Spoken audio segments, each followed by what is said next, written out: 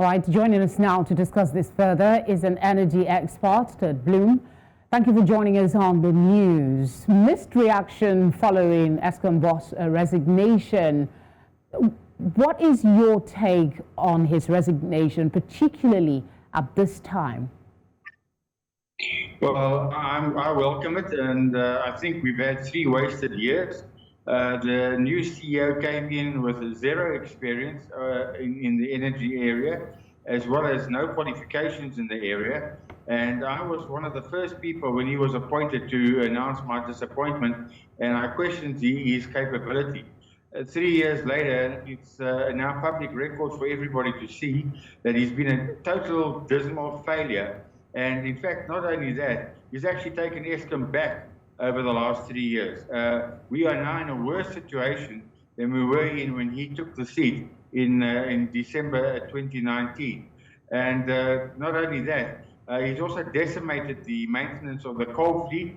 He cut the budgets were delayed, and he made an announcement unilaterally that he was going to reorientate the organization towards renewables, which in terms of baseload availability is totally disastrous for industrial economy.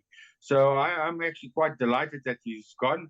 In fact, he doesn't even need to wait until March. He can go much sooner because the bottom line is that his contribution has only been negative.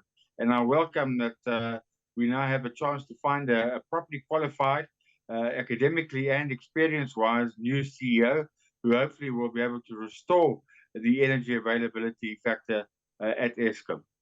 Are there likely candidates? There is still time before he finally hands over the baton, but what would be the implication of a lack of leadership? Well, the bottom line is that there was very little leadership, if anything, coming out of the CEO's office.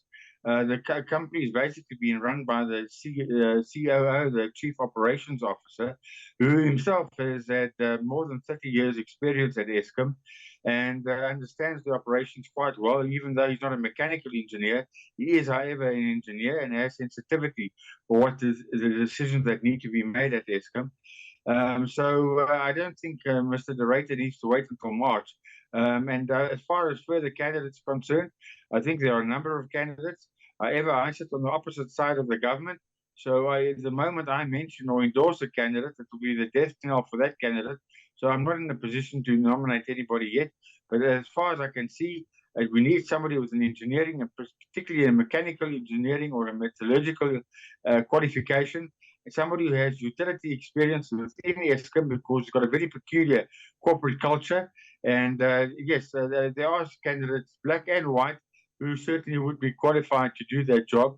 Some of them might be a bit long in the tooth, but no, we don't have a shortage of candidates. On top of that, we need the political people to get their hands out of the till and then snouts out of the trough.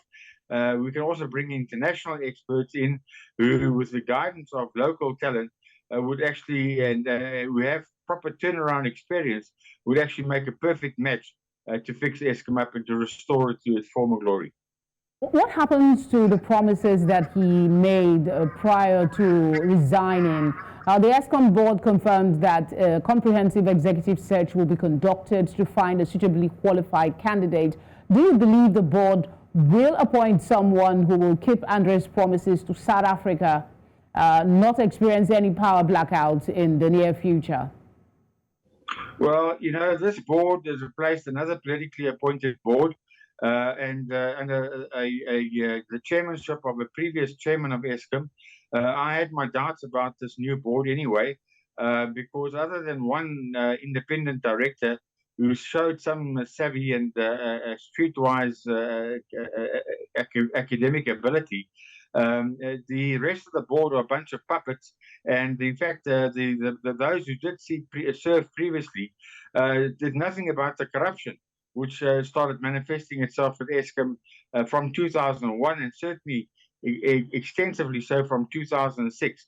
So I don't think the current board actually can add any value.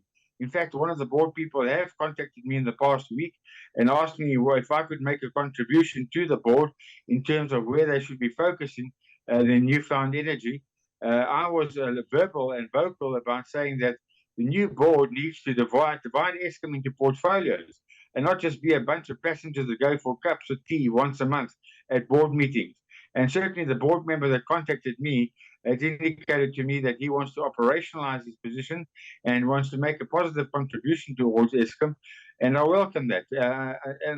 We've agreed to meet in January.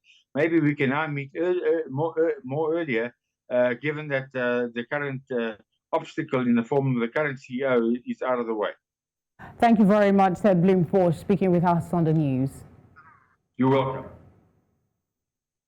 I want a short break now. When we come back, we have